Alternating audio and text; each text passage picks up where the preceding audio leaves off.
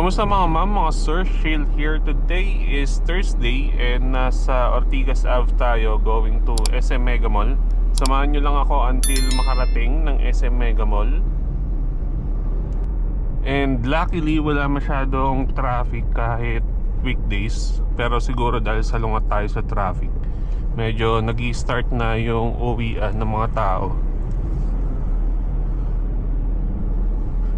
And ang gagawin natin sa Mega Mall is bibili tayo ng mga baby essential. Kung napanood nyo yung last video ko, nabanggit ko na yung nagpa-PMS tayo na video na huli, nabanggit ko na malapit na mga anak si Macy's. And actually same week nun, after nung PMS, nanganak na si Macy's. So nandyan na si baby sa bahay. And wala pa tayong car seat. Actually, dapat meron na tayong car seat. Kung napanood nyo naman yung isang video ko, nireturn ko yung car seat sa Shopee. Bumili tayo sa Joy, pero yung pinadala sa atin mukhang mukhang bugbog na. Parang nireturn na rin ng ibang tao. Kaya yun, ending, wala pa tayong car seat ngayon. And yung car seat na yun is yung pang infant. Yun yung Joy Gem, yung model. Pero nagkaroon ng mga baby fair nito mga nakaraan and laging wala yun, laging out of stock. Di namin alam kung in-stop na yun. So ang plan namin, hindi na kami magka-car seat na pang infant. Dediretso kami dun sa convertible, yung pwedeng pang infant until 12 years old yata, parang ganon. Pero I assume na hindi talaga yun umaabot ng 12 years old. Importante hanggat habang newborn magagamit siya. Galing ng jeep, from inner to outer. Dito nanganak si Macy's, Medical City.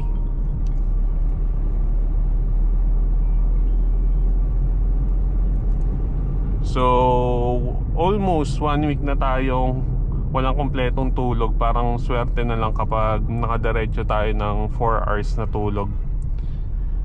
Madaling araw kasi gising si baby. Titingin din tayo ng feeding bottles pang dede.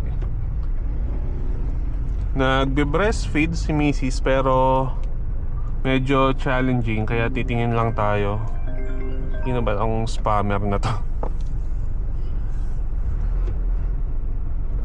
Titingin lang tayo. Meron naman sa bahay pero galing yun sa regalo. Wala tayong na-stock kasi nga ang expectation namin ng delivery ni Mrs. based sa ultrasound is parang 3rd week pa ng Feb. Pero napaaga, parang 1st week ng Feb nanganak na siya. Pero pasok na naman, full term na, 37 weeks. Tapos isa pang sadya natin sa Mega Mall is, kung familiar kayo sa Doggy Run ng Pet Express, yearly kami sumasali doon. Unlike lang nung last year, hindi tayo nakasali last year kasi last year yun yung nag-start sila na maging online yung registration. And sobrang daming naging problem sa process last year. And actually hanggang ngayon yung process this year online ulit. And ayun, nagkagulo ulit. Pero buti na lang nakasecure tayo ng 3 slots. Kasi kung kilala nyo, meron tayong 3 aso na Pomeranian. Actually 4 yon, namatay yung isa. So yun, bumili tayo ng tig-iisang slot para sa kanila. And gaganapin siya sa MOA so March 7. Though hindi ako sure kung makakapunta, pero bumili pa rin ako. Kasi nga bagong panganak si Mrs. Pero si Mrs. kasi pinupush niya kahit hindi siya makasama. Kasi sobrang worth it nung doggy run na yun. Dami niyong makukuha for dogs. Kahit pang cats may makukuha kayo. Kung hindi man kami makapunta, siguro bebenta ko yung slots. Pero tingnan natin. Kasi ngayon wala nang slots. Pero last year kasi naubos ko din kagad, same day yung slots. Pero nagdagdag ang Pet Express. So I assume na magdadagdag ulit sila this year. Kasi ang dami pa naghahanap, mga naubusan. Kawawa yung ambulansya sa likod, oh, naipit. Actually, yan yung isa sa concern namin ni Mrs. nung before manganak. Kasi ang OB talaga namin is dito sa Medical City. And dyan din talaga gusto ni Mrs. manganak. Siyempre, ako as hindi naman tayo yung iire hanggat maaari kung saan niya gusto. Para comfortable, kahit alam natin mahirap manganak, at least comfortable siya kung nasang place siya manganak. And to be honest, sobrang ganda ng service dito sa Medical City nung nanganak si Mrs. Pero syempre, medyo malaki din yung gastos.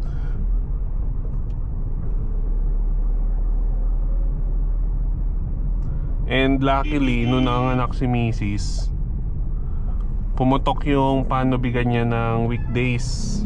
So, ang worry namin pag weekdays kasi yung rush hour.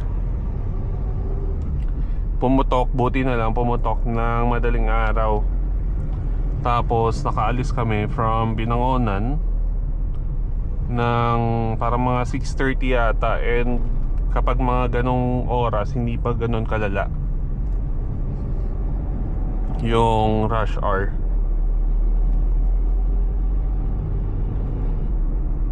Kaya yun, naging ano naman, maayos yung pagpunta namin. Kulit nung nasa likod. Magalan kaya natin. Feeling special.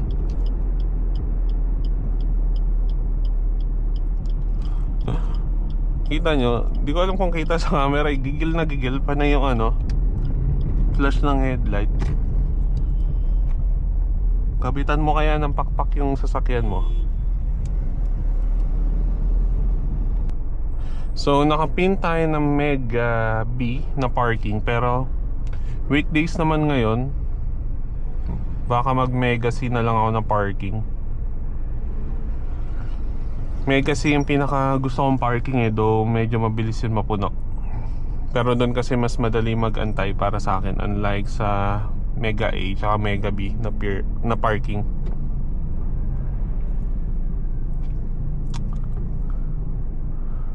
Ayun, yung sa kinikwento ko kanina, dumating kami ng Medical City ng mga 9. And ayun, confirm nung pagkadating namin na labor na siya, so hindi na kami pinauwi. And good thing, parang mga 2 weeks before nun, naka-ready na lahat ng gamit. Pumapasok ako ng office, yung gamit nandito sa likod, hindi na namin binababa. And actually, today yung first day ng paternity leave natin. So, wala tayong... Ang balita ko, ang paternity leave sa ibang company, 1 week.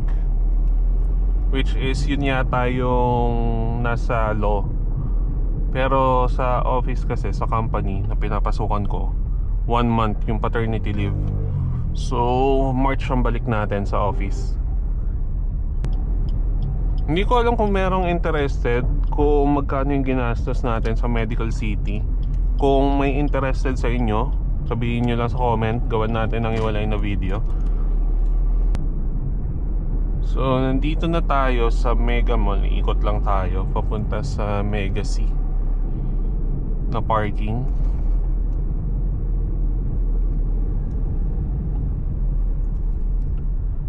Titingnan natin yung sa yung nabanggit ko kanina, sa Pet Express sa Doggy Run, kung pwede na ma-pick up yung yung mga damit ganyan. Kasi may kasamang damit yan eh. And dito yung pick up na sinet ko sa Mega Mall.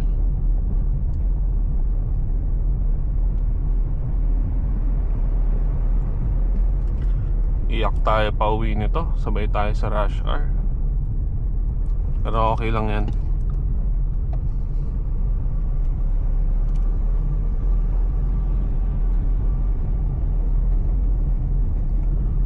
Wala tayong magagawa.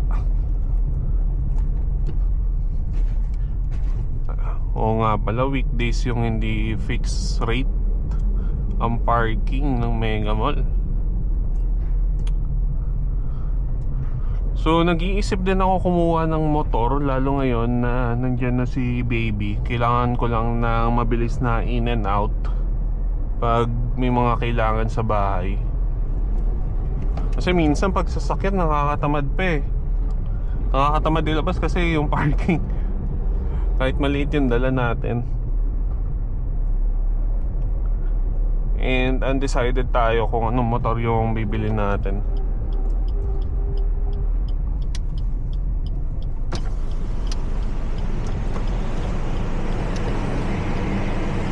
First 4 hours 50. Mahal nung succeeding.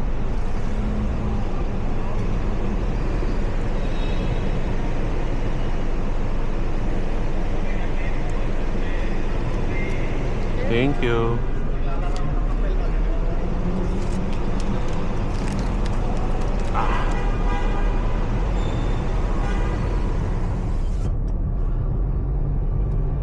So yun lang. Salamat sa pagsama hanggang sa Mega Mall. Hindi ko alam kung papakita ko pa yung pagbili ko, pero kung hindi man, hanggang dito na lang.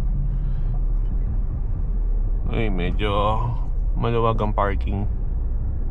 Pinush ko din, actually si Mrs. ang nagsabi, pinush din namin na ngayon na ako bumili.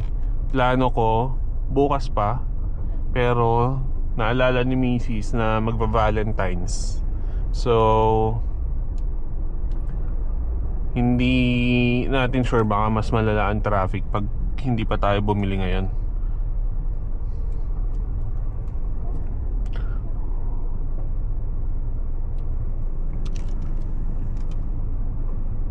Meron dito.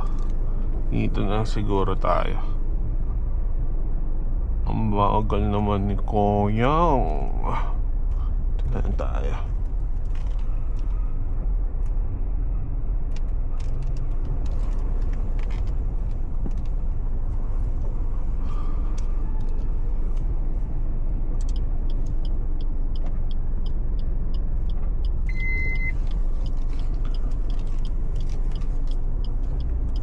Poging-pogi ako dyan, Corolla Cross. Ganda ng ano eh, nung dating nung grills niya eh, para sa akin. Yan, sa magtatanong nung camera natin, na DIY natin. Working pa rin naman siya until now.